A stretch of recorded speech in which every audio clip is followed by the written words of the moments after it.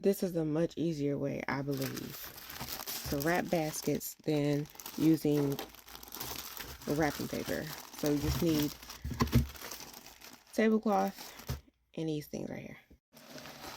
So when you unwrap the tablecloth, it's gonna open up the super long way. That's what you want.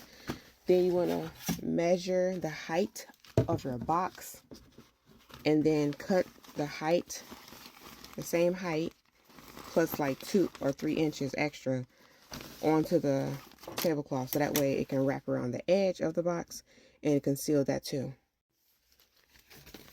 So this is what you want. You're gonna end up with like a square or rectangle, and then you just go ahead and open it up, and it'll be like a long piece of tablecloth.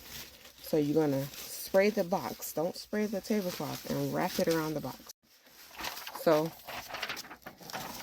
the tablecloth is a little bit thin, so it's going to show through. The writing is going to show through. So what I'm going to do is take some sheets of paper to block that out, and then it'll work just fine.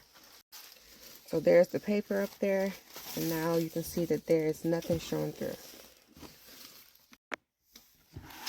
So I wrap the paper around the box.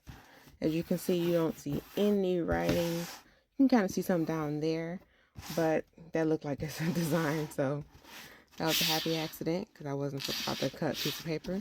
And then I taped the edges down, overlapping the sides, so that way none of the edges show. I didn't do the corners, so I don't think I need to, but if they, decide to come undone, then I'll go ahead and just, add extra tape right there.